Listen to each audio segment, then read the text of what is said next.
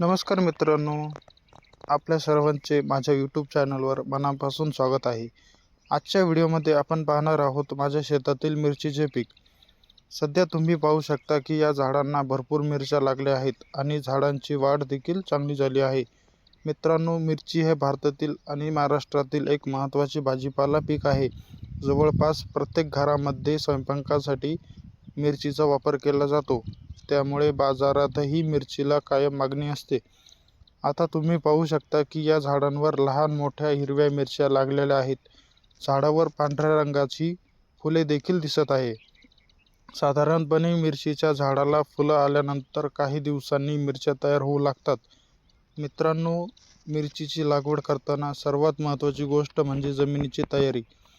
मिरचीसाठी भुसभुशीत आणि पाणी न साचणारी जमीन खूप चांगली असते. लागवडीपूर्वी शेतात चांगले शेणखत टाकले तर झाडांची वाढ उत्तम होते. लागवड साधारणपणे रोपांद्वारे केली जाते.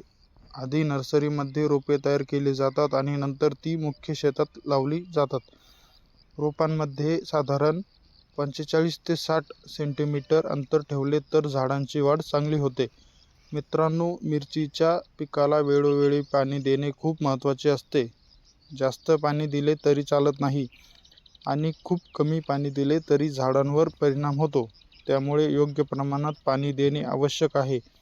तुम्ही पाहू शकता की या झाडांची पाने हिरवीगार आहेत आणि झाडावर भरपूर मिरच्या लागल्या आहेत. याचा अर्थ झाडांना योग्य प्रमाणात खत आणि पाणी मिळाले आहे. मिरचीच्या पिकात नायट्रोजन, फॉस्फरस आणि पोटॅशियम ही खते महत्त्वाची असतात. यामुळे झाडांची वाढ चांगली होते आणि उत्पादन देखील वाढते.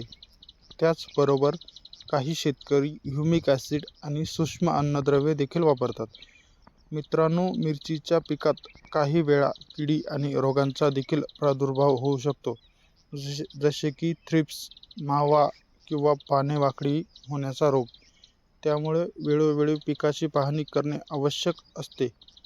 आता तुम्ही पाहू शकता की या झाडावर अनेक मिरच्या लागलेल्या आहेत. साधारणपणे मिरचीचे पहिले उत्पादन लागवडीनंतर 60 ते 70 दिवसांनी मिळू लागते.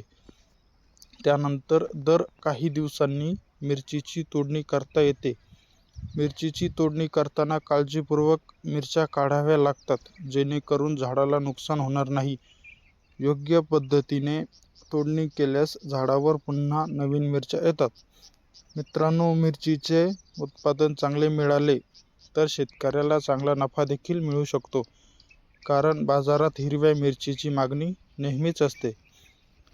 तुम्ही पाहू शकता की या शेतात मिरचीचे पीक खूप चांगल्या अवस्थेत आहे. झाडांची वाढ चांगली झाली आहे आणि भरपूर मिरच्या लागल्या आहेत. जर योग्य व्यवस्थापन केले, योग्य वेळी पाणी आणि खते दिली आणि कीड रोगांवर नियंत्रण ठेवले तर मिरचीच्या पिकातून खूप चांगले उत्पादन मिळू शकते. मित्रांनो, तुम्हाला हा व्हिडिओ आवडला असेल तर व्हिडिओला लाईक करा, चॅनलला सबस्क्राईब करा आणि शेतीविषयक अशाच नवीन माहितीसाठी चॅनलसोबत जोडलेले राहा. धन्यवाद.